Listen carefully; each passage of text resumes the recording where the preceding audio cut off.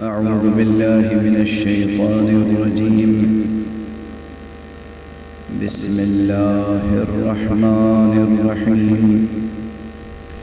الحمد لله رب العالمين، والصلاة والسلام على أشرف الخلائق أجمعين، سيدنا وسيد الأولين والآخرين، حبيبنا وحبيب إله العالمين، إمام المرسلين وخاتم النبيين، شفيع المذنبين ورحمة للعالمين، أبي القاسم المصطفى محمد وعلى أهل بيته الطيبين الطاهرين الهداة المهديين المعصومين المظلومين، واللعنة الدائمة على أعداء الحق والدين. أما بعد، فقد قال الله تعالى عز اسمه في محكم كتابه ومتقن خطابه. بسم الله الرحمن الرحيم. ونفس وما سواها فألهمها فجورها وتقواها، قد أفلح من زكاها وقد خاب من دساها. صدق الله العلي العظيم. اللهم صل على محمد وآل محمد وعجل فرجه. ایک مرتبہ اور بلندر صلوات. اللهم صل على محمد وآل محمد. ماہ محرم الحرام کی مجلسوں کے سلسلے جاری ہیں، اور یہ مہینہ اکثر میں پہلے آج سے 20-22 پہلے میں یہ بات عرض کیا کرتا تھا، شاید ذہنوں میں ہو یہ بات کہ ماہ مبارک رمضان تنزیل قرآن کا مہینہ ہے، سبحان اللہ سبحان اللہ. اور ماہ محرم تأویل قرآن کا. اللہ اکبر اللہ اکبر. واہ واہ سبحان اللہ سبحان اللہ. بے شک یہ کوئی خطیبانہ جملہ نہیں تھا، بلکہ اس میں تفسیر و تأویل قرآن کے حقائق پوشیدہ ہیں. قرآن مجید اور عطرت مصطفیٰ صلی اللہ علیہ وسلم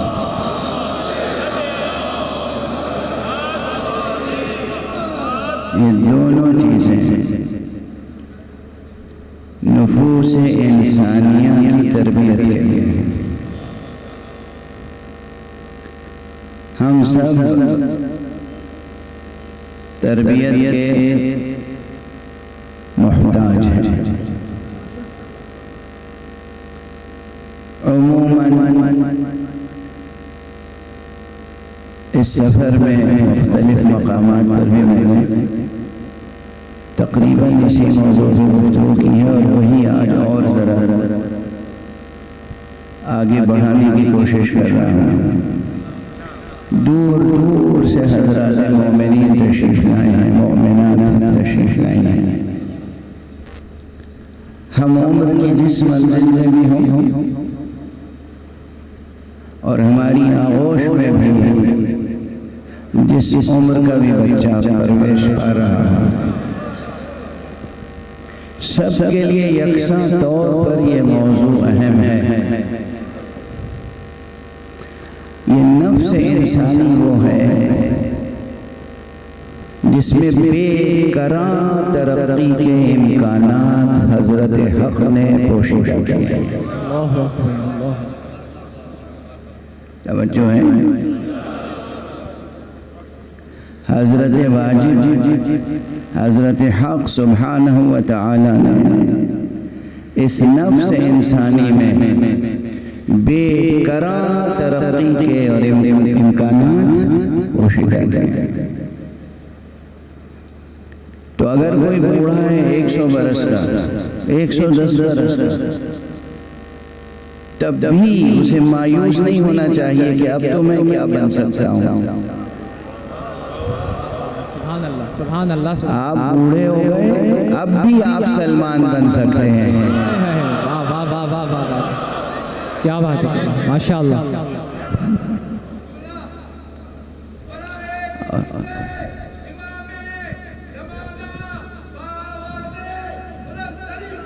اللہم صل علی محمد و آل محمد. توجہ فرما رہے ہیں آپ؟ آواز پہنچ رہی ہے؟ جزاکم اللہ. تو میں گزارش یہ کر رہا ہوں اس فقیر کے یہ جملے یاد رکھیے گا.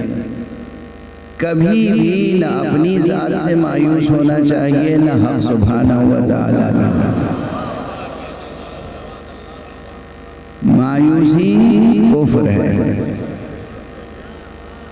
مایوسی سے بڑا کوئی کفر نہیں ہے. وہ پروردگار جو سخت پتھر سے پانی کے لطیف چشمے جاری کر سکتا ہے. قرآنی واقعہ ہے نا. جناب موسیٰ علی نبینا وعلیہ السلام کو اللہ نے کیا فرمایا تھا جب پانی کی ضرورت ہوئی؟ فَاضْرِبْ بِعَصَاكَ الْحَجَرَ فَانْفَجَرَتْ مِنْهُ اثْنَتَا عَشَرَةَ عَيْنًا. آپ اس پتھر پہ اپنی عصا سے ایک ضرب لگائیں. ضرب جو لگائی تو 12 چشمے پھوٹ پڑے. سبحان اللہ سبحان اللہ. پتھر سے 12 چشمے پھوٹ پڑے. پتھر سے سخت پتھر سے 12 چشمے پانی کے پھوٹ پڑے ہیں نا. جو اللہ اس سخت پتھر سے پانی کا چشمہ جاری کر سکتا ہے. اچھا ایک بات درمیان میں یاد آ گئی. لوگ کہتے ہیں کہ آقا رسول اللہ کے بڑے نواسے حضرت امام حسن مجتبی کا تذکرہ علی محمد و آل محمد کم ہوتا ہے. وہ آج یہ ہدیہ یا تبرک لے کے جائیں. میں نے روایت پڑھی کہ جناب امام حسن مجتبی علیہ السلام بچپن کا زمانہ ہے ظاہری طور پر اور بچوں کے درمیان کھیل رہے ہیں. کیا وہ بچے رہے ہوں گے جن کے ساتھ ہمارے نبی زادے کھیلتے ہوں گے؟ ہمارے بچے نبی زادوں کے ساتھ تو نہیں کھیلتے مگر اتنا ہمیں یقین ہے کہ نبی زادوں کے تذکروں میں کھیلتے ہیں.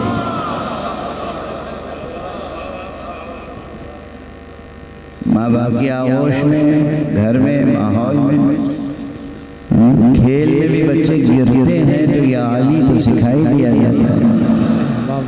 سبحان اللہ سبحان اللہ. یہ کلمات بہت مبارک ہیں. بہت برا اثر. آقا کھیل رہے تھے بچوں کے درمیان. ایک بوڑھا شخص آیا اور امام حسن کے پاس آ کے کہنے لگا نبی زادے حسن مجھے شدید پیاس لگی. شدید پیاس لگی. امام حسن نے دیکھا آپ کو پیاس لگی پانی چاہیے. نہ کسی کنویں کے پاس گئے نہ کسی نہر و دریا کے پاس. عربستان میں اتنے کنویں بھی نہیں تھے گنے چنے کنویں تھے. دریا کہاں نہر کہاں. یہ بھی نہیں کہ گھر تشریف لے جائیں اور وہاں سے پانی لا کر پلائیں. آگے بڑھے، سامنے ایک پتھر کا ٹکڑا تھا، پتھر اٹھایا اور یوں نچوڑا، کہا یہ پانی نوش فرمائیں. اللہ اکبر. ایک صلوات پڑھ دیجئے. اللهم صل على محمد وآل محمد وعجل فرجهم. اللہ اللہ اللہ اللہ. سماعت فرمایا. وہ جناب موسیٰ تھے جنہیں اللہ نے حکم دیا کہ پتھر پہ عصا مارو، اور اللہ کے حکم سے وہ چشمے پھوٹے. اور یہ امام حسن مجتبیٰ تھے، پتھر اٹھایا یوں نچوڑا. ایک تو ذرا بچے کی بظاہر دیکھیے کہ بچے کی مٹھی کتنی طاقت، کتنی انسانی سطح سے سوچتے رہیے، مگر یہ عام بچہ تو تھا نہیں. یہ اس کا بیٹا تھا جس نے کبھی بچپن میں اژدہے کو نچوڑ کے رکھ دیا. واہ واہ واہ واہ. سبحان اللہ سبحان اللہ.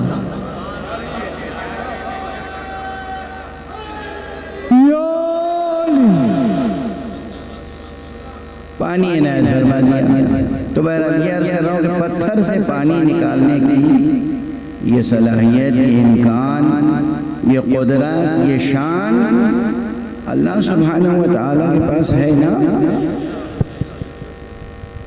جو اللہ پتھر سے لطیف پانی جاری کر سکتا ہے، وہ کسی بھی عمر میں آپ کو آب حیات معرفت عطا کر سکتا ہے. واہ واہ واہ واہ. سبحان اللہ سبحان اللہ سبحان اللہ.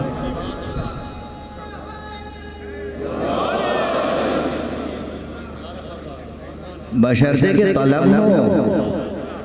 کیا ہو؟ طلب، چاہت، تشنگی، پیاس، یہ ہو. شرط یہ ہے اگر طلب ہے، پیاس ہے، تشنگی ہے، معرفت علم کی، وجدان کی، تو وہ ادھر سے اس کا فیضان ہوتا ہے. تو کوئی بھی عمر ہو آپ کی، بڑی عمر ہو یا چھوٹی عمر ہو، یہ نفس انسانی میں بے کرا صلاحیتیں ہیں اور بے انتہا امکانات ترقی کی، عروج کی. واضح ہے. یہ مضمون بہت اہم ہے اور مستقل اس پہ آپ حضرات کو غور کرنا چاہیے، مطالعہ کرنا چاہیے، اور فکری ریاضت بھی کرنی چاہیے، عملی ریاضت بھی. اور ایک بات عرض کروں، مشکل ریاضتوں کی فکر نہ کیا کیجئے. وہ بعض سلسلے ایسے ہیں کہ اس میں بڑی مشقتیں سکھاتے ہیں. یہ کیجئے اور یہ کیجئے. میں گرانا نہیں چاہتا، بتانا نہیں، اشارہ نہیں کرنا چاہتا، آپ حضرات کو جانتا. مکتب اسلام بفیض محمد و آل محمد علیہ السلام وہ مکتب ہے جہاں مشکلیں آسان کی جاتی ہیں، مشکلیں بڑھائی نہیں جاتی. واہ واہ واہ. سبحان اللہ سبحان اللہ. مشکلیں آسان کی جاتی ہیں، بڑھائی نہیں جاتی. تو نفس انسانی کو پروان چڑھانے کے لیے ویسے کوئی بہت مشکل کام نہیں کرنے ہیں. معلوم ہے دریا میں کھڑے ہو گئے، آدھا جسم دریا میں ڈوبا ہوا ہے، آدھا جسم باہر ہے، سورج کی تپش ہے، رات کی شبنم ہے، اور صاحب کیا کر رہے ہیں؟ تپسیا کر رہے ہیں، ریاضت کر رہے ہیں. ایسے ہی نفس بالیدہ ہوگا، قوی ہوگا. کھڑے ہوئے دن رات. کسی سے پوچھا آپ کتنے دن سے کھڑے ہیں؟ معلومات 10 سال سے ایسے ہی کھڑے ہوئے. کوئی صاحب آدھا جسم انہوں نے زمین میں مٹی میں دفن کر رکھا ہے، آدھا جسم باہر ہے. کیا کر رہے ہیں؟ ریاضت کر رہے ہیں، تپسیا کر رہے ہیں، محنت کر رہے ہیں. کس لیے؟ تاکہ نفس قوی ہو جائے. ہے نا ایسے نمونے بہت سی دنیا میں. چین چلے جائیے، دوسرے ملکوں میں چلے جائیے، اڑوس پڑوس میں بہت سے ایسے نمونے مل جائیں گے. اسلام فطرت انسانی سے ہم آہنگ نظام ہے، اور جتنی لطیف ہے فطرت اتنی ہی لطیف ہے شریعت، اتنی ہی لطیف ہے طریقت، اور اس سے کہیں زیادہ لطیف ہے حقیقت. توجہ ہے. تو اس نفس انسانی کو پروان چڑھانے کے لیے کیا ضروری ہے؟ اب ذرا سا یہ بھی عرض کر دوں کہ عام طور پر جو علماء ظاہر کہلاتے ہیں، یعنی جو صرف ظاہری شریعت پر عمل درآمد کرتے ہیں، اور میرا خیال ہے جتنی کرتے ہیں اس سے زیادہ کرانے کی کوشش کرتے ہیں. کثر اللہ امثالہم، اللہ ان کی توفیقات میں اضافہ فرمائے، ان کی خدمتوں کو قبول فرمائے. کچھ باتیں میں لطیف انداز میں کہہ جاتا ہوں تو وہ لطافت بھی تو ضروری ہے نا. تو جو علماء ظاہر ہیں یہ بعض چیزوں کو، شریعت ہی کی بعض چیزوں کو سختی سے نافذ کرتے ہیں. اسلام میں کہیں سختی نہیں، لطافت ہی لطافت ہے. سب سے لطیف شے کیا ہے انسانی زندگی میں؟ کوئی بتا سکتا؟ جلدی سے کوئی بتا سکتا؟ سب سے لطیف شے؟ سب خاموش ہو گئے. میں بتا دیتا ہوں. سب سے لطیف شے انسانی زندگی میں، بلکہ اس پوری کائنات میں سب سے لطیف شے، اور خصوصیت سے نفس انسانی، روح انسانی، وجود انسانی میں سب سے لطیف شے ہے وہ جسے آپ کہتے ہیں محبت. محبت سے زیادہ لطیف کوئی شے نہیں. اور یہ محبت یہی اساس دین ہے، یہی بنیاد دین ہے. اللہ سبحانہ وتعالیٰ کا اعلان قرآن مجید میں ہے کیا؟ قُلْ إِن كُنْتُمْ تُحِبُّونَ اللَّهَ فَاتَّبِعُونِي. کہہ دیجئے رسول کہ اگر تم اللہ کی محبت رکھتے ہو تو میری پیروی کرو. سبحان اللہ، سبحان اللہ، واہ واہ واہ واہ، سبحان. یہ کوئی ضعیف حدیث تو نہیں پڑھ رہا ہوں آپ کے سامنے. یہ کسی واعظ کا جملہ، خطیب کا جملہ یا شاعر کا شعر تو نہیں ہے، یہ قرآن پاک کی آیت ہے نا. قُلْ إِن كُنْتُمْ تُحِبُّونَ اللَّهَ فَاتَّبِعُونِي. کہہ دیجئے کہ اگر تم اللہ سے محبت کرتے ہو، اللہ کی محبت رکھتے ہو تو میری پیروی کرو. یعنی اساس دین کیا ہوا؟ کیا ہوئی؟ محبت. بنیاد دین کیا ہے؟ محبت. اور انعام دین کیا ہے؟ وہ بھی محبت. قُلْ إِن كُنْتُمْ تُحِبُّونَ اللَّهَ فَاتَّبِعُونِي يُحْبِبْكُمُ اللَّهُ. کہہ دیجئے کہ اگر تم اللہ کی محبت رکھتے ہو تو میری پیروی کرو، انعام میں اللہ بھی تم سے محبت کرے گا.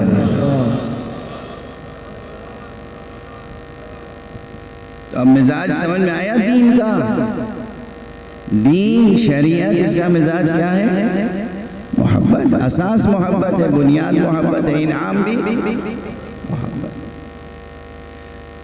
تو یہ دین جس کی اساس اور بنیاد محبت پر ہے اور لطیف ترین بنیاد ہے، اس دین میں واقعاً اگر آپ محبت کے ساتھ عمل پیرا ہوں تو اللہ سبحانہ وتعالیٰ کی طرف سے توفیقات کی ارزانی ہوتی ہے. توفیق ہی توفیق ملتی چلی جاتی. لفظ زبان پر آ گیا توفیق، تو اب اس کے معنی بھی 1 منٹ میں، ایک جملے میں سمجھا دوں. منٹ تو بہت، منٹ میں تو 60 سیکنڈ لگتے ہیں. ایک جملے میں توفیق کسے کہتے ہیں؟ ہر آدمی کہتا ہے مولانا دعا کیجئے گا مجھے توفیق حاصل ہو. یہ توفیق کیا چیز ہے؟ توفیق کا روٹ ورڈ ہے واو فے قاف. توفیق کے معنی ہے کہ اللہ سبحانہ وتعالیٰ کی طرف سے، اس کے لطف سے، اس کے کرم سے آپ کو کسی بھی کار خیر یا کسی بھی عمل صالح کے انجام دینے کے لیے سارا ماحول موافق ہو جائے. سبحان اللہ، سبحان اللہ. ماحول موافق ہو جائے، تمام اسباب اور وسائل موافق ہو جائیں کہ آپ وہ کام انجام دے سکیں. اسی کا نام ہے توفیق. یعنی علم حاصل کرنا چاہتے ہیں، کیسے علم حاصل ہوگا؟ ظاہری طور پر کوئی اچھا استاد مل جائے، اچھی کتاب مل جائے، اچھی جگہ مل جائے، اچھی فرصت مل جائے، اچھی سپورٹ مل جائے. اگر اللہ چاہے گا یہ سب چیزیں ملتی چلی جائیں، اسی کا نام توفیق ہے.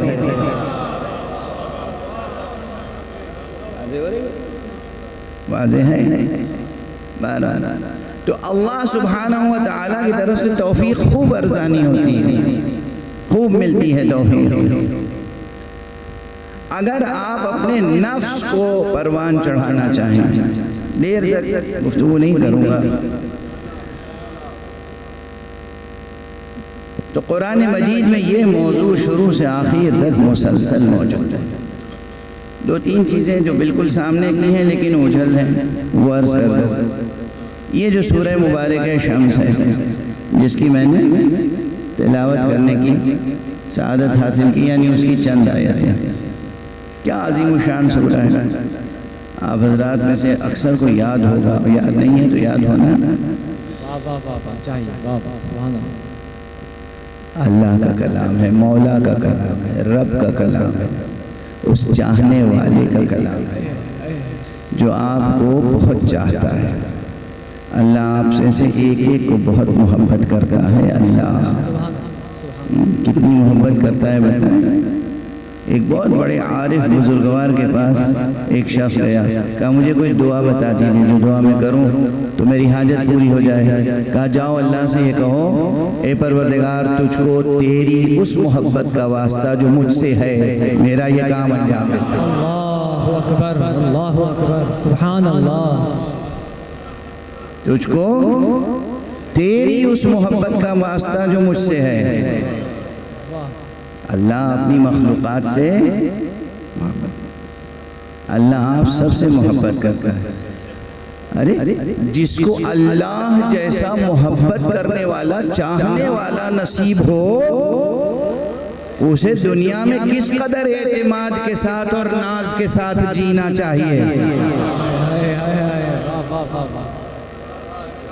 سبحان اللہ۔ کچھ سمجھ میں آ رہی ہے بات؟ اب جینے میں مزہ آئے گا کہ نہیں؟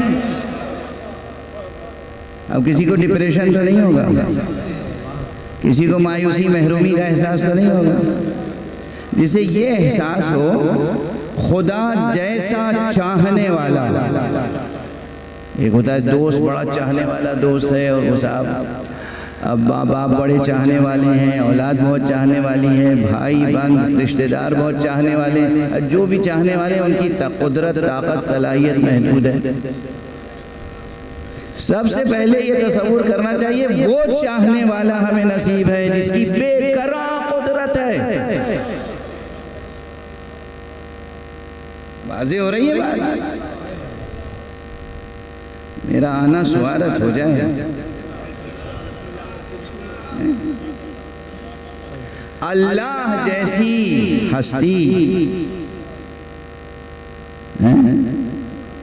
آپ سے محبت کرتی ہے تو اب اور کسی کی ضرورت ہے؟ سبحان اللہ، سبحان اللہ۔ دعا کیجئے تو بس یوں دعا کیا کیجئے، اے پروردگار تو جس کے ساتھ ہو وہ دنیا میں تنہا کیسے ہو سکتا ہے؟ پروردگار تو جسے نصیب ہو وہ دنیا میں نادار کیسے ہو سکتا ہے؟ مالک تو جسے حاصل ہو وہ ضعیف و کمزور و ذلیل کیسے ہو سکتا ہے؟ سمجھ میں آ رہی ہے بات؟ یہ نیگیٹو تھاٹس بالکل دور کیجئے ذہنوں سے۔ ایک بلندر صلوات پڑھ دیجئے۔ اللہم صلی علی محمد و آل محمد۔ ایک اور صلوات پڑھ دیجئے۔ اللہم صلی علی محمد و آل محمد عجل فرج۔ اللہم صلی علی محمد و آل محمد۔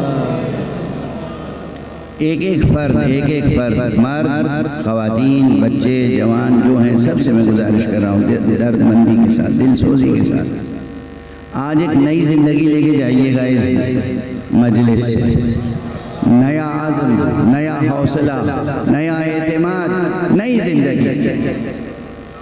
آپ میں سے ہر ایک کو وہ حاصل ہے، اللہ سبحانہ و تعالی ہے آپ کے ساتھ۔ اس نے خود قرآن مجید میں اعلان کر دیا ہے نا، کہ ہم اپنے مخلوقات میں ہر ایک کے ساتھ رگے گردن سے زیادہ قریب ہیں، شہرگ حیات سے زیادہ قریب ہیں۔ اللہ کے کہنے پہ یقین ہے کہ نہیں؟ یقین ہے تو مرحبا، یقین نہیں ہے تو توبہ کیجئے، استغفار کیجئے، پھر سے ایمان لائیے۔ کبھی کبھی ایسا ہوتا ہے کہ انسان کو پتہ بھی نہیں چلتا اور اس کا ایمان ختم ہو چکا ہوتا ہے۔ مثلا رسول کے ساتھ کوئی جنگ کر رہا ہو، رسول کو چھوڑ کے چلا جائے، ایمان گیا۔ سبحان اللہ۔ اب اسے اس کا ہوش ہو یا نہ ہو، کیونکہ عموماً انسان بھاگتا ہی ہے بے ہوشی میں نا۔ رسول کو چھوڑا، ایمان گیا۔ اچھا آپ لوگ بس ایک ہی بات سنتے رہے ہیں کہ میدان سے چھوڑ کے بھاگنے والے مسجد میں بھی رسول کو تنہا چھوڑ کے بھاگ جاتے ہیں۔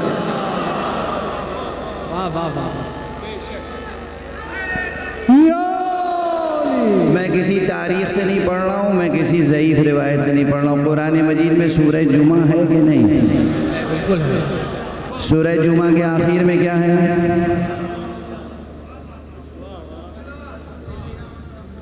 کیا شخصیتوں کے احترام میں قرآن کی آیت پڑھنا چھوڑ دو؟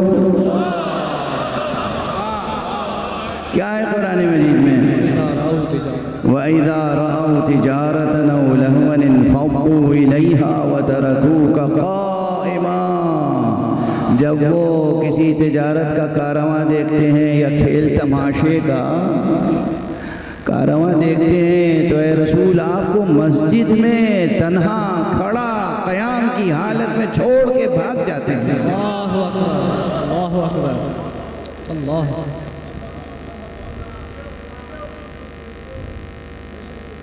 اور جب کئی مرتبہ یہ ہوا تو حضور علیہ السلام نے ایک مرتبہ فرمایا، جو چند رہ گئے تھے، کہتے ہیں 5 یا 7 افراد رہ گئے تھے، تو حضور نے فرمایا کہ اگر یہ بھی میرے گرد اس وقت باقی نہ رہتے تو آج مدینے پر آگ برستی۔ اللہ اکبر، اللہ اکبر۔ اللہ کی طرف سے عذاب نازل ہوتا، آگ برستی۔ تو اب سوچئے کہ جو رسول کو تنہا چھوڑ کے چلا جائے اس کا ایمان، اللہ سے جو مایوس ہو جائے اس کا ایمان۔ تو کبھی کبھی نادانستہ غیر شعوری حالت میں ایمان رخصت ہو جاتا ہے۔ اگر اللہ کے کلام پہ یقین نہیں ہے، اللہ کہہ رہے ہیں ہم تمہاری شہرگ حیات سے زیادہ قریب ہیں، اب اگر آپ اپنے کو تنہا محسوس کر رہے ہیں،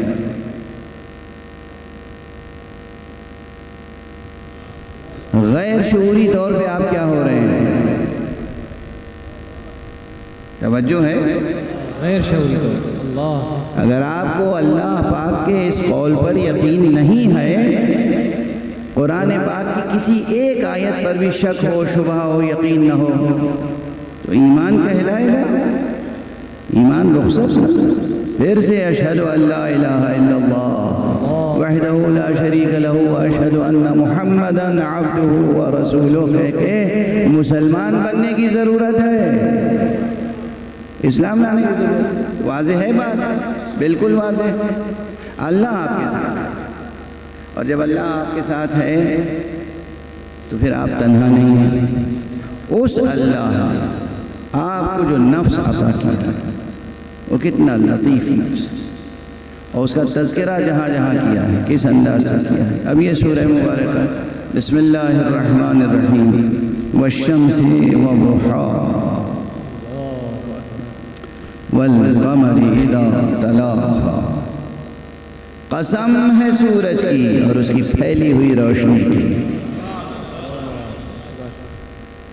ظاہر میں تو اس سے مراد یہی سورج ہے، یہ جو روزانہ صبح کو طلوع ہوتا ہے اور شام کو غروب ہو جاتا ہے، لیکن اس کی تعویلی تفسیر، باطنی تفسیر کیا ہے؟ قسم ہے آفتاب رسالت کی اور اس کی پھیلی ہوئی روشنی کی۔ والقمر اذا تلاہا، اور قسم ہے چاند کی جب سورج کے بعد نکلے، سورج کے پیچھے پیچھے چلے۔ ظاہر میں بھی یہی ہوتا ہے، جب سورج ڈوب جاتا ہے تو چاند روشن ہوتا ہے۔ تعبیلی مقام میں بھی یہ قسم ہے اس ماہتاب ولایت کی، جب آفتاب نبوت بظاہر غروب ہو جائے تو وہ طلوع ہو۔ صلوات پڑھتے محمد صلی علی محمد و آل محمد۔ اللہ اکبر یا رسول اللہ، یا سورہ شروع کہاں سے ہوا؟ کس افق سے؟ کس افق سے گفتگو ہو رہی ہے؟ کس مقام سے گفتگو ہو رہی ہے؟ والشمس وضحاها والقمر اذا تلاها والنهار اذا جلاها والليل اذا يغشاها والسماء وما بناها۔ ہر فقرے کی تشریح کروں تو رات ختم ہو جائے گی، اس لیے میں تلاوت کر کے آگے بڑھوں، اور ہر ایک میں ظاہری معنی کچھ اور ہے، باطنی معنی کچھ اور۔ یہاں تک یہ بات پہنچتی ہے 11 قسمیں ہیں سورہ میں، 11 قسمیں شاید اس لیے کھائی گئیں کہ 12ویں قسم پردہ غیب میں رکھنی تھی۔ سبحان اللہ سبحان اللہ۔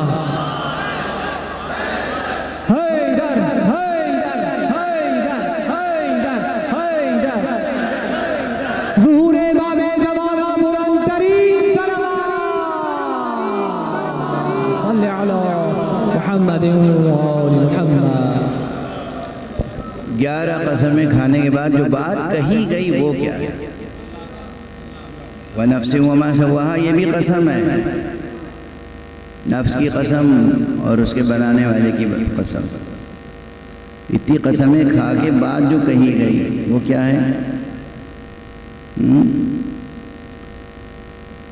وہ بات یہ ہے کہ اللہ سبحانہ و تعالی نے اس نفس میں خوبیاں بھی الہام فرمائی اور خامیاں بھی،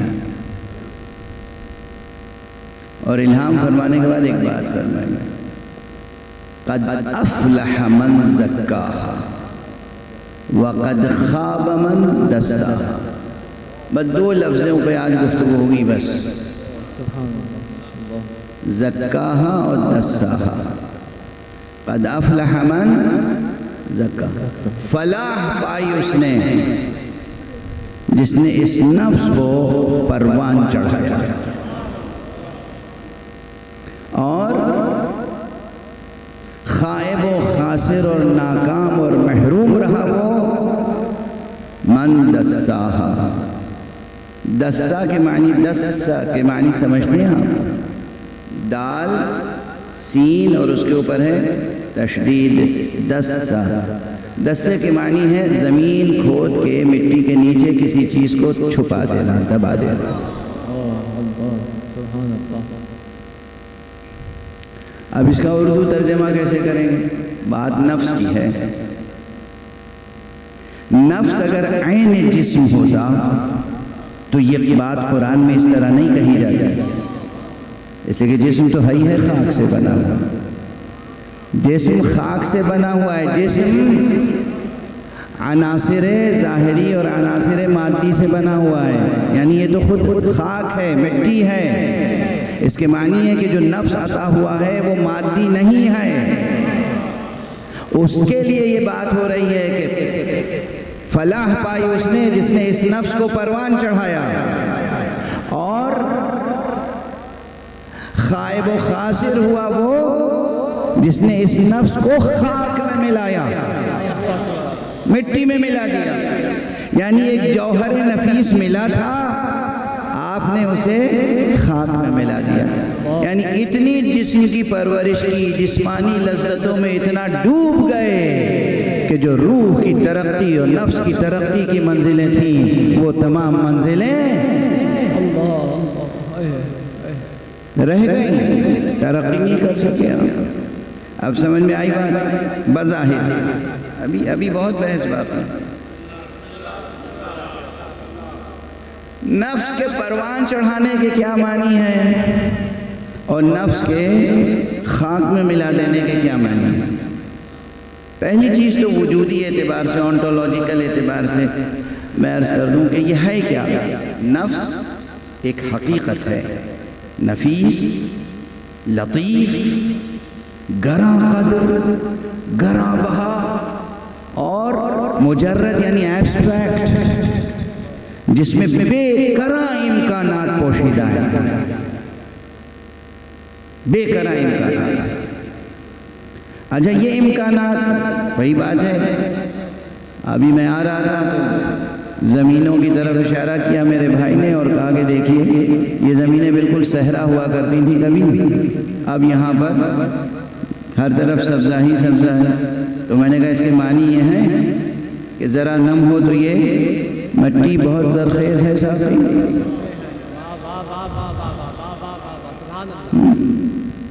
ہمارے اور آپ کے نفس کا معاملہ بھی یہی ہے. یہ نفس بہت بے کراں ترقیاں کر سکتا ہے. میں کیا عرض کروں، معصومین کی بات نہیں، ابھی ہماری آپ کی بات ہو رہی ہے. دست ادب جوڑ کے عرض کر رہا ہوں، آج عجیب کیفیت ہے تو کچھ باتیں عرض کر رہا ہوں. جب ہم معصومین کے فضائل بیان کرتے ہیں تو لوگ سمجھ نہیں پاتے. ہم کہہ رہے ہیں پہلے اپنے نفس کا جائزہ لیجئے، ذرا توجہ کیجئے اپنے نفس پر، ذرا سی توجہ اپنے نفس پر کیجئے. اللہ پر توکل، محمد اور آل محمد علیہ السلام سے توسل اور ان کے بتائے ہوئے طریقے پر عمل. پھر دیکھیے خود آپ کا نفس کیسی قوتیں بیدار ہو جاتی ہیں. سبحان اللہ سبحان اللہ. آپ بالکل آپ یہ نہیں کہ 40 سال ریاضت کیجئے اور 50 سال ریاضت کیجئے، چند روز میں نفس کتنی ترقی کرتا ہے. اگر انہی واجبات شرعیہ اور انہی مستحبات شرعیہ پہ عمل ہو، معرفت کے ساتھ، محبت کے ساتھ، عشق کے ساتھ، توجہ کے ساتھ، تو پھر آپ میں خدا یہ طاقت دے دیتا ہے کہ وہ چیزیں جو ان آنکھوں سے نظر نہیں آ سکتی نظر آنے لگتی ہیں. فاصلے مٹ جاتے ہیں، دیواروں کے پہاڑوں کے حجاب بھی حائل نہیں ہوتے. حقیقتیں ایک عارف، ایک سالک دیکھتا ہے اور بیان کرتا ہے. سمجھ میں آ رہی ہے بات؟ تجربہ کر کے تو دیکھیں، اللہ میں بھروسہ کریں، محمد و آل محمد کے توسل سے آگے تو بڑھیں. اور ہمارے یہاں یہ جو کہا گیا وَنَفْسٍ وَمَا سَوَّاهَا فَأَلْهَمَهَا فُجُورَهَا وَتَقْوَاهَا قَدْ أَفْلَحَ مَنْ زَكَّاهَا. جس نے اس نفس کا تزکیہ کیا وہ فلاح پا گیا، وہ جیت گیا. نجات، فلاح دارین، دنیا اور آخرت کی کامیابی اسے ملی. قد افلح من زکاها وقد خاب من دساها. اور جس نے اس نفس کو مٹی میں ملا دیا وہ ناکام ہوا. زکاها پروان چڑھانا، یعنی جو چیز ملی ہے اس کو نشو و نما دے کر بلند کرنا.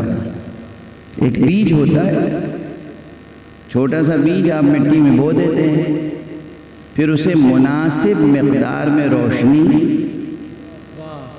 مناسب مقدار میں پانی،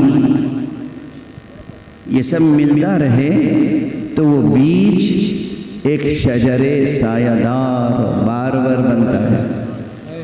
دو چیزیں بہت ضروری ہیں، پانی اور روشنی. ٹھیک ہے نا؟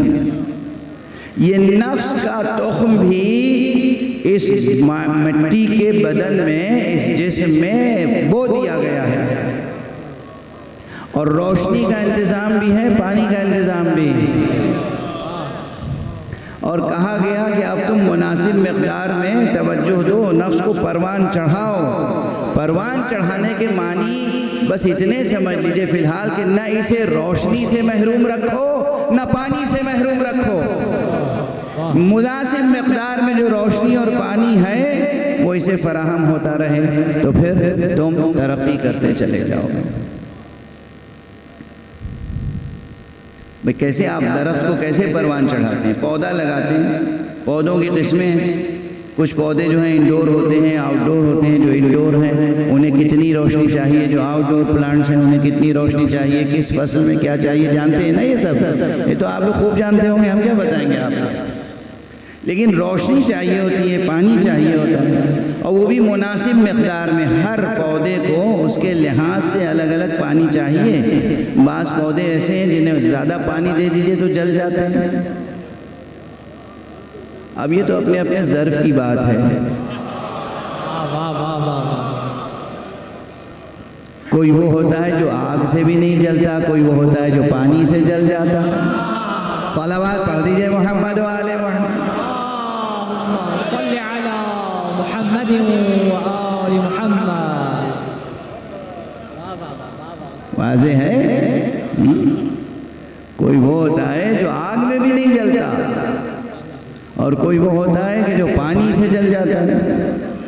اور ہمارے یہاں کتنی بڑی بڑی باتیں آگے بڑھتی چلی جا رہی ہیں. بہرحال کوئی پودا ایسا ہوتا ہے، کوئی ماہیت ایسی ہے جسے پانی کم چاہیے، کسی کو زیادہ چاہیے. جسے جتنا چاہیے حسب ظرف اتنا ملے تو وہ پروان چڑھتا ہے. لیکن یہ آپ کا نفس کیسا بنایا ہے اللہ نے؟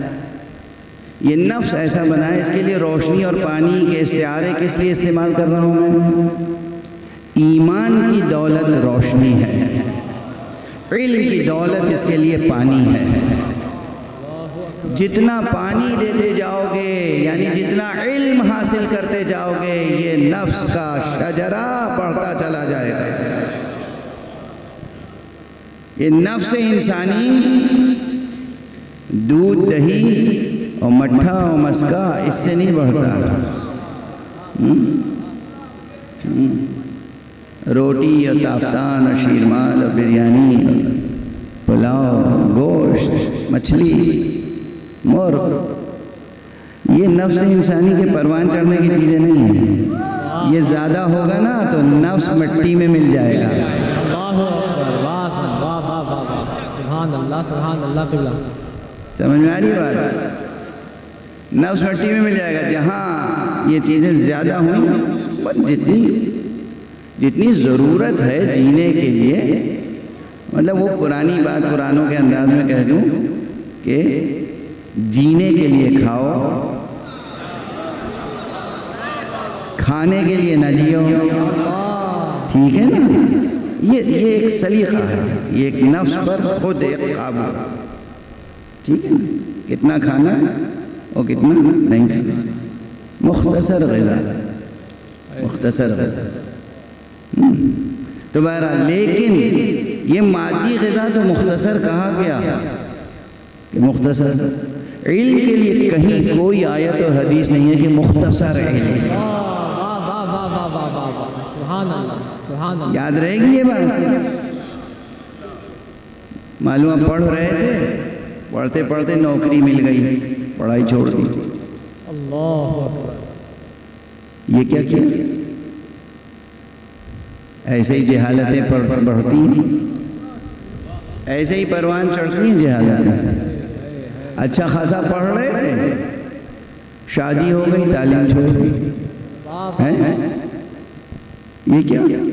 اور شادی کے باوجود تعلیم نہیں حاصل کر سکتے. شادی وقت پر کرو اور عہد کرو، عقد کے وقت یہ شرط کرو، مہر کے وقت یہ شرط کرو کہ دیکھو تم بھی پڑھنا اور ہمیں بھی پڑھنے دینا. سبحان اللہ. تم بھی پڑھتی رہنا، ہمیں بھی پڑھنے دینا. تم بھی پڑھتے رہنا، ہمیں بھی پڑھنے دینا. زندگی کی لطف و لذت کی باتیں الگ ہیں، محدود. جتنی جس وقت اللہ نے جیسا کہا ہے، جتنی فطرت کا تقاضا ہے، بس اس سے زیادہ نہیں. اس سے زیادہ کیا ہے؟ اصل کس لیے پیدا ہوئے ہیں ہم؟ اصل کس لیے پیدا ہوئے ہیں؟ یہیں ہمیشہ رہنے کے لیے؟ کہیں واپس جانا ہے پلٹ کے؟ وہ جہاں واپس پلٹ کے جانا ہے وہاں کے لائق دولت سمیٹنا ہے۔ وہ دولت کہاں سے ملے گی؟ صرف اور صرف اور صرف علم حاصل کرنے سے۔ سبحان اللہ سبحان اللہ سبحان اللہ۔ سندھ کے مومنین، سندھ کے مسلمین، سندھ کے رہنے والے بڑے اچھے لوگ ہیں، لطیف، اہل ولا، اہل محبت، مگر میری دست ادب جوڑ کے گزارش ہے علم حاصل کرنے کے لیے اور کوشش کریں، جہالت کو مٹائیں۔ دو چیزیں ہیں مٹانے کے لیے، ایک جہالت، ایک غربت، ناداری، مفلسی۔ اللہ سبحانہ و تعالیٰ یہ نہیں چاہتا کہ کوئی مفلس ہو، نادار ہو، فقیر ہو، غریب ہو، نہیں، ہرگز نہیں۔ بہت پہلے یہ جملہ میں نے یہاں کہا تھا اسی ممبر پہ، یاد ہے مجھے، آج پھر دوہرا رہا ہوں کیونکہ لوگ بھول جاتے ہیں کہ افلاس سے، فقر سے، فاقے سے، ناداری سے چہرے کا رنگ زرد ہو جائے یہ اللہ اور رسول کو پسند نہیں آئے۔ سب کچھ ہو پاس، خوف خدا سے چہرے کا رنگ زرد ہو جائے یہ پسند ہے۔ سبحان اللہ سبحان اللہ کی بلا سبحان اللہ۔ بلند ترین سلام صلی علی محمد واہ واہ واہ سبحان اللہ۔ خوف خدا، خوف خدا، خوف خدا، وہ خوف خدا بھی، خوف خدا اگر سچا خوف خدا ہے تو وہ بھی نفس کو پروان چڑھانے کے لیے کام آتا ہے۔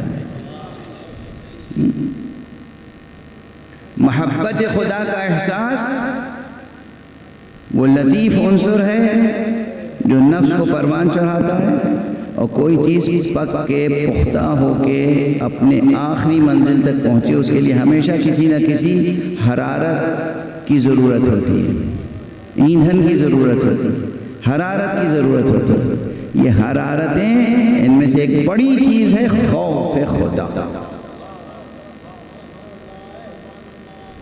یاد رہے گی بات؟ بس سبحان اللہ کہہ کے یہی میرے سارے جملے واپس کر کے نہیں چلے جانا، قرض ہی اتار دیا۔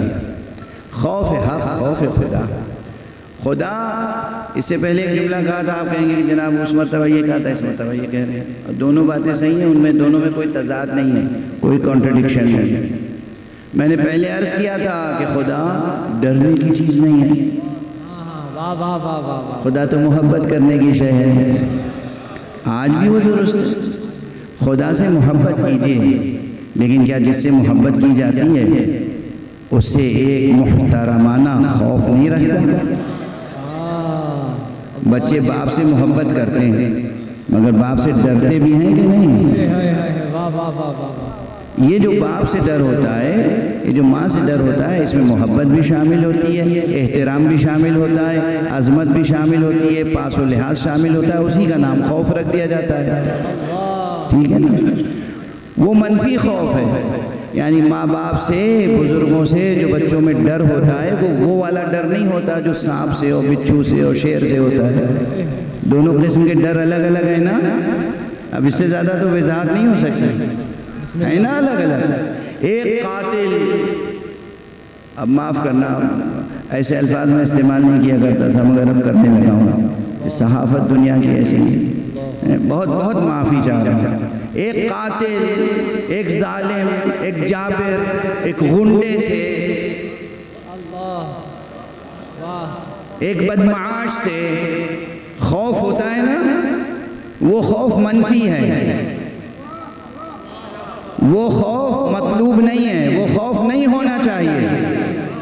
وہ خوف جب بھی لاحق ہو تو بس یہ سوچ لو کہ ہم خدا رکھتے ہیں۔ اللہ اکبر، ہمیں کوئی چیز نقصان نہیں پہنچا سکتی۔ یہ صرف خطابت نہیں ہے، یہ صرف خطابت نہیں ہے، آپ کی واہ سبحان اللہ کے لیے نہیں عرض کر رہا ہوں، میں تو کوشش یہی کرتا ہوں کہ کوئی ایک لفظ، کوئی ایک جملہ ایسا نہ کہوں جو صرف آپ کی داد کے لیے، حسن ثنا کے لیے، حسن ستائش کے لیے حقیقت ہے اور ٹھوس حقیقت۔ اچھا چلیے اس پر ایک واقعہ سنیے، ایک صلوات پڑھیے محمد والا۔ اللهم صل على محمد وآل محمد وعجل فرجهم. آپ لوگوں نے دیر میں ممبر دیا ہے تو مجھے دیر میں اترنے کا حق ہے. بسم اللہ کی بلا بسم اللہ. میں اپنا حق محفوظ رکھ رہا ہوں. کہتے ہیں نا دفاع کا حق محفوظ ہے. ایک اور صلوات پڑھ دیجیے محمد. اللهم صل على محمد وآل محمد. ایک بزرگوار ہوا کرتے تھے کربلا معلیٰ میں جن کا نام تھا علامہ آیت اللہ سید مرتضیٰ کشمیری. ان کی قبر مبارک ابھی بھی جائیے گا تو صحن امام حسین علیہ السلام میں موجود ہے. بہت بڑا سا کتبہ ان کی قبر پہ لگا ہوا ہے, اس پہ تعریف لکھی. یہ سید مرتضیٰ کشمیری عالم فقیہ مجتہد زاہد مقدس عارف انسان تھے, عاشق اہل بیت. بہت سے واقعات ہیں, بہت سے. مثلا انہی کا ایک واقعہ ہے. حرم سے زیارت کر کے نکلے, ایک طالب علم ملا. آغا میں درس میں آج نہیں جا سکتا. کیوں؟ کہ وہ کتاب حجرے میں رہ گئی, حجرے کی چابی کھو گئی. حجرے کی چابی کلید مفتاح کھو گئی. اب تالا توڑنا پڑے گا, کیا کروں گا. کتاب جو ہے حجرے میں. آپ تشریف لے گئے شفقت سے اور گئے اور جا کے تالے پہ ہاتھ رکھا, تالا کھل گیا. لوگوں نے بعد میں پوچھا کہ کیا آپ کو مادر جناب موسیٰ کا نام معلوم ہے؟ مشہور ہے نا کہ جناب موسیٰ کی ماں کا نام لیجئے تو تالے کھل جاتے ہیں. انہوں نے کہا کہ مادر جناب موسیٰ کا نام, اس کی کیا ضرورت ہے, مجھے اپنی مادر گرامی فاطمہ زہرا کا نام.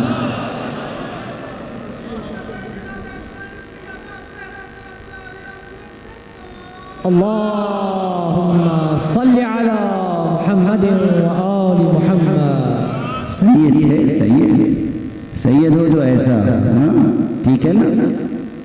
سید مرتضیٰ کشمیری جن کے پوتے, انہی سید مرتضیٰ کشمیری کے پوتے, ان کا نام بھی سید مرتضیٰ کشمیری ہے اور مجھ پر بہت کرم رہتا ہے ان کا. وہ ہیں علامہ آیت اللہ مرجع تقلید سید سیستانی کے داماد اور ان کے وکیل سید مرتضیٰ کشمیری. آپ میں سے اکثر نے ان کا نام سنا ہوگا, یہ ان کے دادا کا قصہ ہے. اور ہندوستان کے تھے کشمیر میں, اس ہندوستان کے جو بٹانی تھا, ٹھیک ہے نا. اب یہ جناب والا دوسرا واقعہ جو میں عرض کرنا چاہ رہا تھا کہ یہ نجف اشرف سے پاپ یادہ زیارت امام حسین کے لیے جا رہے تھے. اب اس زمانے میں ایسی سڑکیں نہیں تھیں جو اب آپ کو نصیب ہیں. اس زمانے میں یہ سایہ, یہ راحت, یہ آرام, کچھ صحرا ہوا کرتا تھا. ارے میں نے اپنے بچپن میں صحرا دیکھا تھا, یہ تو تیزی سے ترقی ہوئی. صحرا 3 حضرات ساتھ میں تھے. وہ جو 2 ساتھ میں تھے وہ بھی کوئی اور معمولی لوگ نہیں تھے. ان کے ساتھی, ان کے دوست, ان کے ساتھ اٹھنے بیٹھنے والے اہل علم, اہل تقوی, اہل معرفت, حوزے کے بزرگ مدرسین تھے. تینوں چلے جا رہے تھے مگر ہر ایک برابر نہیں ہوتا. یہ اکثر میں کہتا رہتا ہوں, سب برابر نہیں ہوتا. اب یہ تین ہیں, تینوں شیعہ, تینوں عالم, تینوں فقیہ, تینوں حوزہ نجف کے بہترین صف اول کے استاد, چلے جا رہے ہیں مگر تینوں برابر نہیں. جب گئے صحرا میں دور نکل کے, کربلا تھوڑی دور پر ہے, تو دیکھا کہ ایک شیر چلا رہا ہے. شیر درندہ, اس کو آتا ہوا دیکھ کے 2 حضرات ٹھٹک گئے اور دیکھا سید مرتضیٰ جس آرام سے جا رہے تھے اسی آرام سے چلے جا رہے ہیں, آگے بڑھتے چلے جا رہے ہیں. شیر بھی چلا رہا ہے. شیر آیا قریب, ان کے قریب آیا اور پھر واپس چلا گیا. انہیں کوئی اذیت نہیں ہوئی. جب واپس چلا گیا تو یہ دونوں دوڑ کے آگے بڑھے. مرتضیٰ کیا ہوا؟ کہا یہ کیا ہوا؟ میں کیا دیکھ رہا ہوں؟ ہم کیا دیکھ رہے تھے؟ کیا دیکھ رہے تھے؟ کہا یہ شیر آیا اور چلا گیا۔ کہاں؟ کہا آپ کو ڈر بھی نہیں لگا، آپ ویسے ہی چلے جا رہے تھے؟ ایک ہی جملہ کہا، بس اسی جملے کے لیے آپ کو زحمت دے رہا تھا۔ فرمایا جو اللہ کا خوف رکھتا ہے وہ کسی غیر اللہ کا خوف نہیں رکھتا، اسے کوئی چیز غضب نہیں پہنچا سکتی۔ اللہ کا خوف، سمجھ میں آئی؟ اللہ کی محبت بھی ضروری ہے، اللہ سے خوف۔ اسی لیے قرآن مجید میں بار بار اتقوا اللہ اتقوا اللہ اتقوا اللہ، اللہ کا خوف کرو، اللہ کے لیے تقوی اختیار کرو، اللہ کے لیے تقوی اختیار کرو۔ واضح ہے؟ نفس کو پروان چڑھانے کے لیے وہ محبت کا آب حیات بھی ضروری ہے، اور نفس کو پروان چڑھانے کے لیے یہ تقوی کا اور خوف کا بھی لازمی طور پر وجود ہونا چاہیے۔ بات آگے بڑھا دوں تیزی سے۔ ان نفس کو پروان چڑھانے کے لیے اور کیا کیا چاہیے؟ سب سے بڑی چیز علم، معرفت۔ اور پروان چڑھانے کے کیا معنی ہے؟ تزکیے کے کیا معنی ہے؟ تزکیے کے معنی یہ ہے کہ اس نفس کو جو ابتدائی طور پر بھی زندگی کی صلاحیت رکھتا ہے، اس میں زندگی بڑھتی چلی جائے۔ ٹھیک ہے؟ واضح ہے؟ زندگی بڑھتی چلی جائے، اسے کہتے ہیں پروان چڑھنا۔ زندگی گھٹتی چلی جائے تو پروان چڑھنا نہیں ہوا نا۔ علم جب آپ حاصل کرتے چلے جائیں گے تو آپ کا نفس پروان چڑھتا چلا جائے گا۔ اچھا، اب قرآن مجید کی ایک آیت اور میں سنا دوں کہ نفس کو پروان چڑھانے کے لیے، زندہ سے زندہ تر کرنے کے لیے، زندگی کی قوت میں اضافے کے لیے اللہ سبحانہ و تعالی نے فرمایا یا ایھا الذین آمنوا استجیبوا للہ وللرسول اذا دعاکم لما یحییکم۔ اے ایمان لانے والو، تم جب اللہ اور اللہ کا رسول تمہیں پکارے، دعوت دے کسی امر کی طرف، تو پھر لبیک کہنا تاکہ تمہیں زندگی مل جائے۔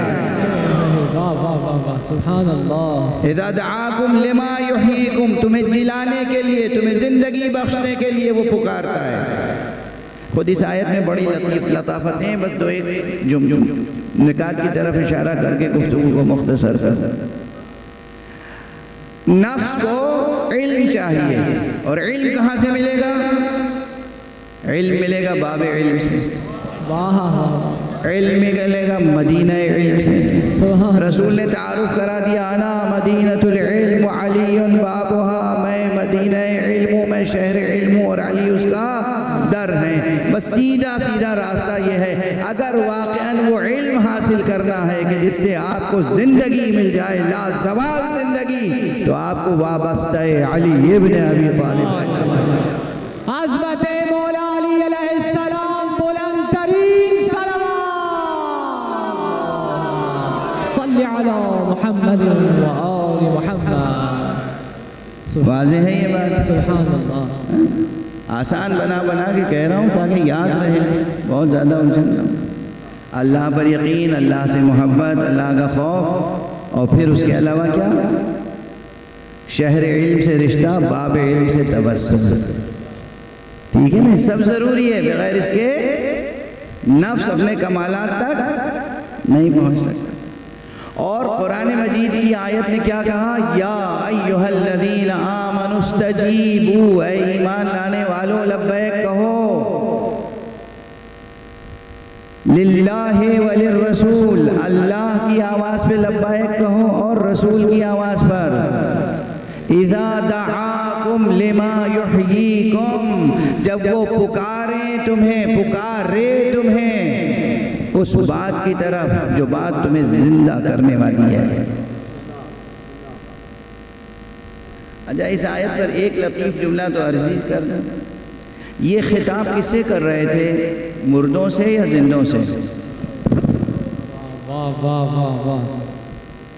اللہ اور اللہ کے رسول کی آواز پر، اس آواز پر جو زندہ کرنے والی ہے، لبیک کہو۔ قبرستان میں کھڑے ہو کے یہ پڑھ رہے تھے، قبروں کے درمیان، جمادات کے درمیان، جو زندہ تھے انہی سے تو خطاب تھا۔ اس کے معنی یہ ہے کہ بتا رہے تھے یہ زندگی جو تمہاری ہے یہ اصل میں زندگی نہیں ہے، دراصل وہ زندگی ہے جو رسول کی آواز پر لبیک کہنے سے حاصل ہوتی ہے۔ رسول جب بلائے لبیک کہنا تو تم زندگی پاؤ گے، وہ زندگی جو ہمیشہ باقی رہنے والی ہے، وہ زندگی جو ہمیشہ باقی رہنے والی ہے۔ یہ زندگی تو ختم ہو جائے گی، 100 برس جی لیں گے، 110 برس جی لیں گے، 125 برس جی لیں گے، بالآخر یہاں سے ختم ہونا ہے۔ وہ زندگی جو ہمیشہ باقی رہے گی، وہ زندگی کس امر سے حاصل ہوگی؟ یا خدا کی آواز پر لبیک کہنے سے، یا رسول خدا کی آواز پر لبیک کہنے سے۔ اب کون لبیک کہتا ہے اور کیا پاتا ہے اور کس وقت کس کی کیا سمجھ میں آتا ہے، بس 2-1 مثالیں دے دوں نا جلدی سے۔ بسم اللہ۔ رسول جب پکارے، یہاں ایک نکتہ خاص یہ بھی ہے، اہل علم سمجھ سکتے ہیں کہ دو افراد کا ذکر ہوا، للہ وللرسول، اللہ کی آواز اور رسول کی۔ اس کے بعد جو فعل آیا مولانا وہ ایک ہے، مفرد، دعا۔ اگر دعا کی ترکیب کریں صرفی تو دعا واحد کا کلمہ ہے نا، واحد کا صیغہ ہے دو، اللہ اور رسول، اور بعد میں صیغہ فعل آیا واحد کا۔ اس یہ نہیں کہا کہ یہ دونوں جب آواز دیں، وہ دونوں کا تذکرہ پہلے کیا اور پھر واحد کا صیغہ آیا، یعنی اللہ آواز دے تو گویا محمد آواز دے رہے ہیں، محمد آواز دے تو گویا اللہ آواز دے رہا ہے، دونوں کی آواز ایک ہی ہے۔ اس لیے کبھی کوئی یہ نہ پوچھے پیغمبر جب کسی بات کا اعلان کریں یہ اللہ کی طرف سے ہے کہ آپ کی طرف سے، عظمت محمد مصطفیٰ بلند ترین صلوات، صلی علی محمد، واہ واہ واہ واہ، سبحان اللہ سبحان اللہ، آیت قرآن سبحان اللہ۔ کبھی کسی امر میں یہ نہ پوچھو یا رسول اللہ یہ اللہ کی طرف سے کہ آپ کی طرف سے، اللہ کی طرف سے ہے تب بھی لبیک کہنا ہے، رسول کی طرف سے تب بھی لبیک کہنا ہے۔ ممکن نہیں ہے کہ آپ اسے رسول کی آواز سمجھ کے نظر انداز کر دیں۔ قرآن مجید کی واضح آیت ہے، ایک یا اور بہت سی آیتیں، میں تو ایک مقام عرض کر کے ایک مجلس میں 1 گھنٹے سوا گھنٹے میں انسان کتنی باتیں پیش کر سکتا ہے اور کتنی آیتوں کی وضاحت کر سکتا ہے۔ یوں رٹ کے تو حافظان قرآن 1 گھنٹے میں 2-4 پارہ سنا دیں آپ کو، اس میں کوئی مسئلہ نہیں، سمجھنے سمجھانے کے لیے آیتوں کو وقت دینا پڑتا ہے، ٹھیک ہے نا؟ تو بس آگے بڑھ رہا ہوں۔ یا ایھا الذین آمنوا استجیبوا للہ وللرسول اذا دعاکم، اگر وہ تمہیں پکارے، رسول پکارے تو گویا خدا پکار رہا ہے، خدا پکارے تو خدا تو پکار ہی رہا ہے، ٹھیک ہے نا؟ اب پکار کا اثر کس پہ کیسا ہوتا ہے اس کی مثالیں سن لیجئے، بس 2 مثالیں تیزی سے۔ ایک شخص مسجد میں ہے، نماز پڑھ رہا ہے، رسول دیکھ رہے ہیں کہ نماز پڑھ رہا ہے، رسول اسے پکارتے ہیں، رسول آواز دے رہے ہیں، دیکھ رہے ہیں نماز پڑھ رہا ہے، رسول آواز دے رہے ہیں، وہ سن رہا ہے کہ رسول آواز دے رہے ہیں، اور جناب نماز میں مشغول ہے، سوچ رہے کہ نماز پوری ہو جائے تب رسول کے پاس جائیں گے،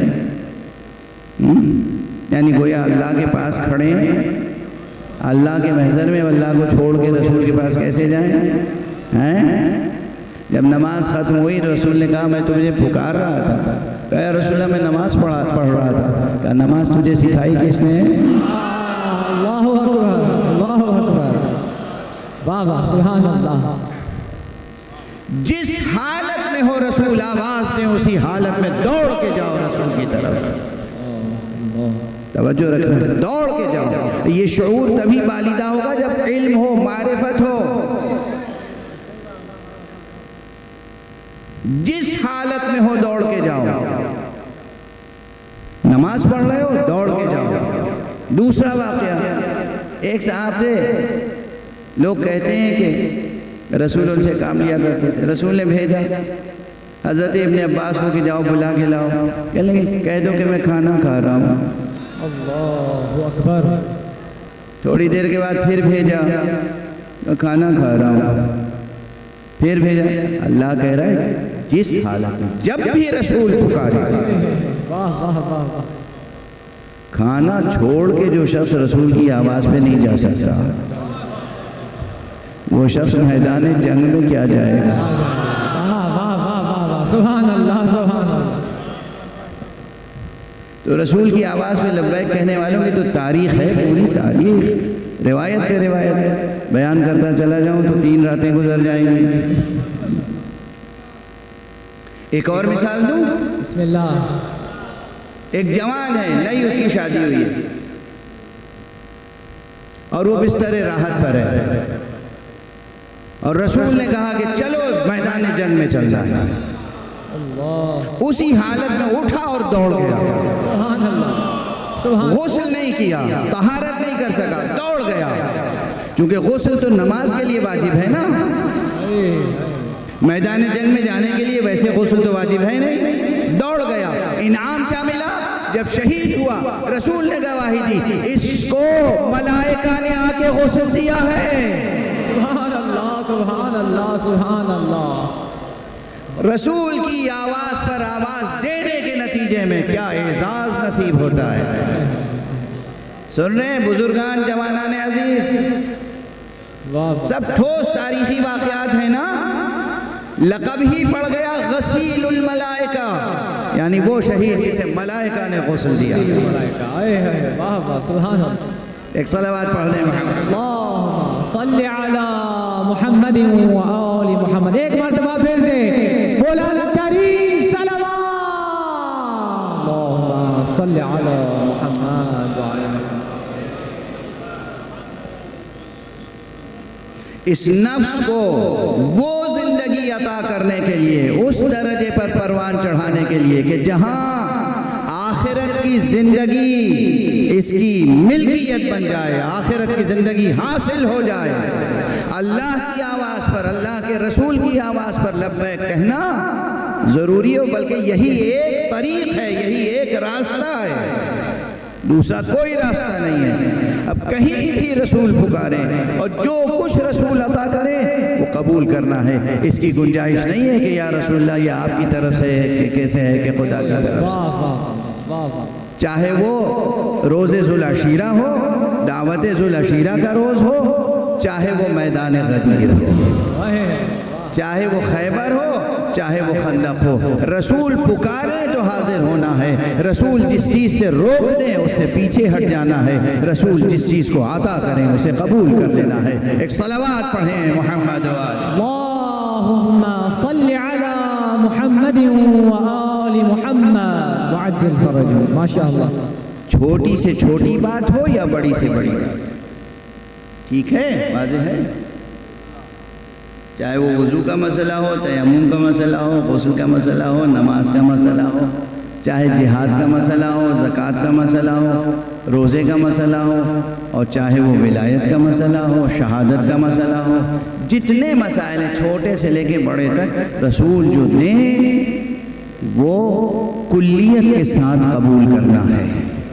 نہ کسی کو یہ حق حاصل ہے کہ ہم نماز پڑھتے ہیں تو ولایت کی ضرورت نہیں, نہ کسی کو یہ حق حاصل ہے کہ ہم ولایت کا کلمہ پڑھتے ہیں تو نماز کی ضرورت نہیں. اللہ اکبر اللہ اکبر. قبلہ کیا کہنا ہے, قبلہ کیا کہنا ہے. نماز کی ضرورت بھی ہے, ولایت کی ضرورت بھی ہے. بغیر ولایت کے نماز قبول نہیں ہوگی, اور بغیر نماز کے ولی اللہ آپ کی خدمت کو قبول نہیں فرمائیں گے.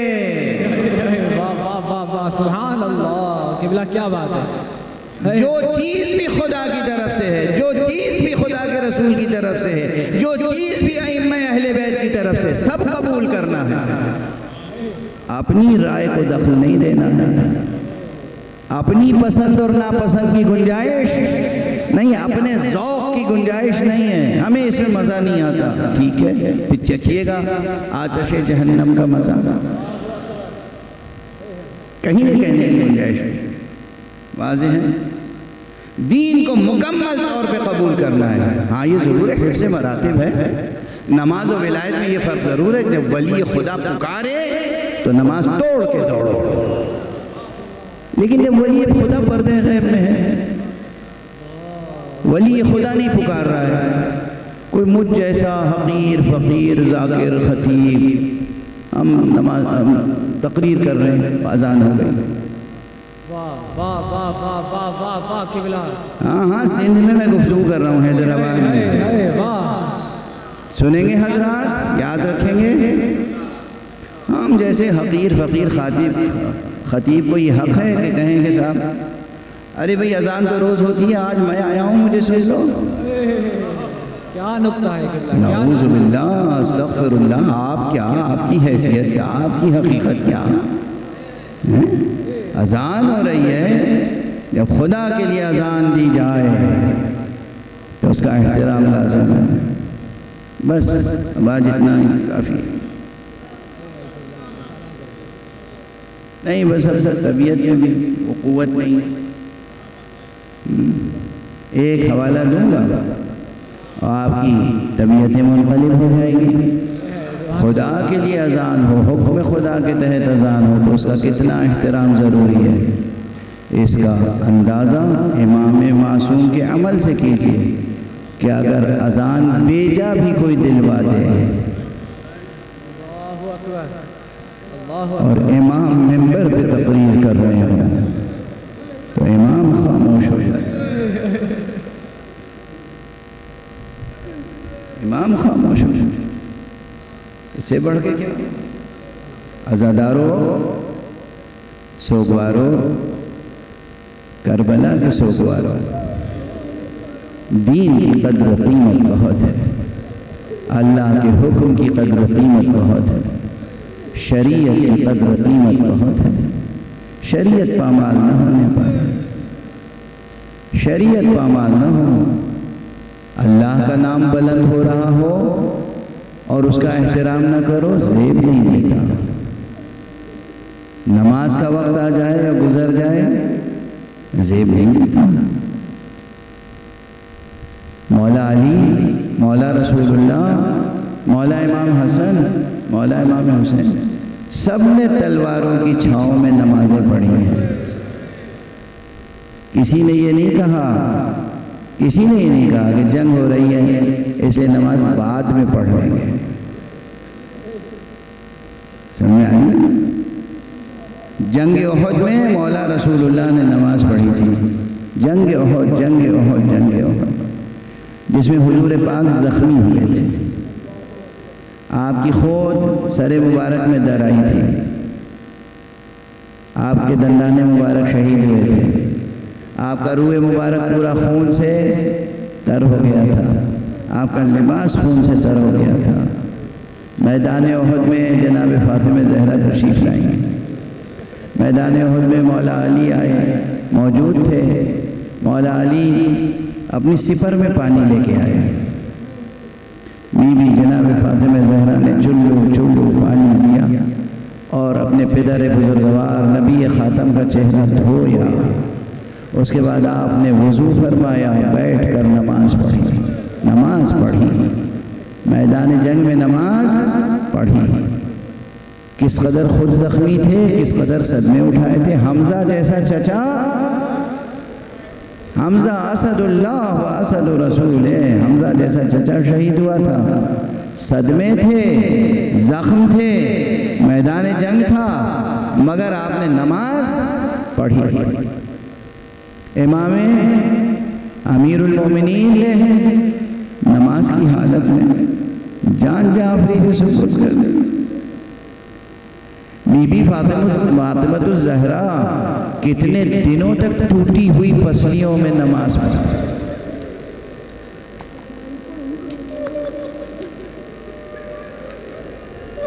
اجرکم علی اللہ. کیسا زخم تھا.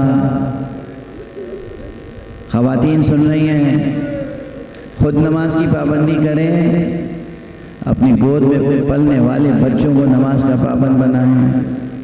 واسطہ دے کے بچوں نماز پڑھو. بی بی فاطمہ جیسے مشقت سے چکی پیس پیس کے حسین کو پالتی تھیں، ویسے ہی نماز کو پالا ہے زہرا نے. نماز کو زہرا نے ٹوٹی ہوئی پسلیوں کے ساتھ پالا ہے. امام حسن کی سوانح عمری غور سے پڑھیے گا. اس میں روایت ہے کہ آپ نماز پڑھ رہے تھے جب آپ کے اوپر دشمنوں نے حملہ کیا. آپ زخمی ہوئے، آپ کے قدموں کے نیچے سے مسلح لوٹ کے لے گئے. امام حسن نماز اور قربانی، نماز اور حالت جنگ، اور آقا حسین کی نماز. کس عالم میں نماز صبح عاشورہ ادا کی ہے، کس عالم میں نماز ظہر عاشور ادا کی ہے، کس عالم میں نماز عصر عاشور ادا کی ہے. نماز مجلس کے بہانے سے نماز کی توہین نہ کریں. مجلس، نماز خود ایک مجلس ہے. بہت پرانا میرا جملہ ہے. اگر مختصر ترین نماز، اگر مختصر ترین مجلس کرنی ہو تو 2 رکعت نماز پڑھ لو. اگر معرفت ہوگی تو نماز کے ہر جز کے ساتھ حسین یاد آئیں گے. اگر معرفت ہوگی، علم ہوگا نا آپ کو، نماز کے ہر رکن کے ساتھ، ہر جز کے ساتھ حسین یاد آئیں گے. قیام میں حسین یاد آئیں گے، تکبیر میں حسین یاد آئیں گے، رکوع میں حسین یاد آئیں گے، سجدے میں حسین یاد آئیں گے. کیا قیام حسین تھا، اور کس کس انداز کا قیام. کبھی خطبہ دینے کے لیے قیام، اور کبھی زمین پہ جھکے اور اکبر کا لاشا اٹھایا. کیا قیام حسین. کبھی اپنے ہاتھوں پہ بیشیر کا لاشا اٹھایا. کیا قیام حسین. کبھی قاسم کے ٹکڑے بدن کے جمع کیے اور لے کر اٹھے. کیا قیام حسین. اور کیا سجدہ حسین. 2 سجدے ذکر کر دوں. ایک وہ سجدہ جو بیشیر کو لحد میں کے سپرد کرنے کے بعد آپ نے سجدہ کیا. کیا غم کا پہاڑ ٹوٹا ہے، کیا غم کا پہاڑ ٹوٹا ہے. ننھے سے اصغر کی لاش، بظاہر ننھے تھے اصغر، یہ لاش سب سے وزنی لاش تھی جو اٹھائی ہے اس نے.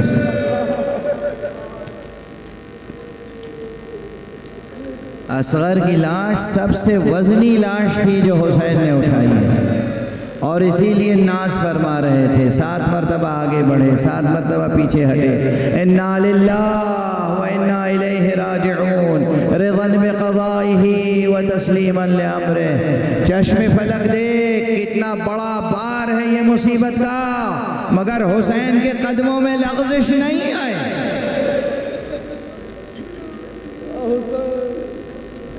یہ قیام حسینی کی مثالیں ہیں. اور سجود حسینی، اس لاش کو دفن کرنے کے بعد 2 رکعت نماز پڑھی ہے کھڑے ہو کر. دشمن بھی حیرت زدہ، حسین نماز پڑھ رہے ہیں، حسین نماز پڑھ رہے ہیں. اور اس کے بعد آپ کا وہ آخری سجدہ تو کس قدر یادگار سجدہ ہے، جس میں آقا حسین نے سجدے میں سر جھکایا ہے، خود اٹھایا نہیں.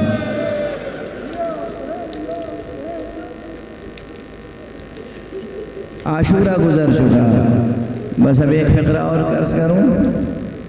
مجلسیں کریں، خوب مجلسیں کریں. یہ عزاداری کم نہیں ہونی چاہیے کسی قیمت پر، مگر عزاداری کو آقا حسین کی عزاداری ہونا چاہیے، اپنے نفس کی خواہش کے مطابق نہیں۔ عزاداری ذکر فضائل، ذکر مصائب، ماتمداری سب کچھ کریں، جتنا کریں کم ہے، مگر اللہ کے احکام اور اللہ کی شریعت اس کی حفاظت کے ساتھ۔ آپ نے پنجتن پاک میں سے ہر ایک کی نماز کا تذکرہ سن لیا۔ رسول پاک کی نماز جنگ احد میں، مولا علی کی نماز جنگ صفین میں اور مسجد کوفہ میں، 21 رمضان 19 رمضان، اور اس کے بعد مولا علی کے تذکرے میں شاید یہ بہت کم پڑھا جاتا ہوگا کہ جب آپ کے فرق اقدس پہ ضربت لگی ہے اور ان کو اس کے بعد امام حسن اور گھر والے لے کر گھر میں آئے ہیں، تو آپ نے کہا مجھے اس جگہ لٹا دو جہاں میں نماز پڑھا کرتا ہوں، جو میرا مصلی ہے، گھر کا جو مصلی ہے نا، مسجد البیت، مجھے وہاں لے کر۔ مولا علی کی نمازیں، بی بی زہرا کی نمازیں، امام حسن کی نمازیں، امام حسین کی نماز اور سجدہ آخر۔ لیکن بس اب دو جملے کہہ کے خاموش ہو جاؤں گا، اور وہ یہ ہیں کہ آپ ذرا تصور فرمائیے زین العابدین کا لقب ان میں سے کسی کا نہیں ہے۔ سید الساجدین، زین العابدین، سب تھے ان میں سے زین العابدین، سب تھے ان میں سے سید الساجدین، مگر بطور خاص یہ لقب کس کے لیے مخصوص ہوا؟ اس لیے کہ ایک مرتبہ حالت سجدہ میں تلوار کا وار سہ لینا آسان ہے، بڑی جرأت کر کے کہہ رہا ہوں، لیکن ہاتھوں میں ہتھکڑیاں ہوں، پاؤں میں بیڑیاں، کمر میں لنگر، گلے میں خاردار توق، جسم مبارک کو اس کے علاوہ بھی لوہے کی زنجیروں سے جکڑ دیا گیا ہے، مگر نمازوں کا سلسلہ جاری ہے، اور ایک دو وقت نہیں، کربلا سے کوفہ، کوفے سے شام تک مسلسل نمازیں جاری ہیں، اس لیے یہ زین العابدین ہے۔ کیا مرتبہ ہے عبادت! اجرکم علی اللہ، تمام کی میں نے مجلس، یہ تو سب معصوم تھے نا عصمت کبریٰ پہ فائز۔ عصمت کبریٰ وہ چہاردہ معصومین میں سے رسول پاک، بی بی زہرا، مولا علی، امام حسن، امام حسین، امام زین العابدین، یہ سب چہاردہ معصومین میں سے ہیں۔ زینب کو آپ چہاردہ معصومین میں شمار نہیں کرتے؟ ہائے زینب نے کیا عبادت کی ہے، کیا مصیبتیں سہی ہیں، کیا عبادتیں کی ہیں کہ بی بی کے لیے امام سجاد کا جملہ ہے، خواتین سن رہی ہیں اس لیے خاص طور پہ عرض کروں، بی بی کے لیے جناب سجاد کا جملہ ہے، میری پھوپھی اماں نے کبھی نماز شب کو ترک نہیں کیا، واجب نمازیں نہیں، نماز شب کو ترک نہیں کیا۔ غالباً بی بی کے لیے نماز شب تو بھائی حسین کی یاد بن کے رہ گئی تھی، اس لیے کہ آقا حسین رخصت ہوتے ہوتے کہہ کے گئے تھے، بہن زینب مجھے نماز شب میں یاد رکھنا، بہن زینب مجھے نماز شب میں یاد رکھنا۔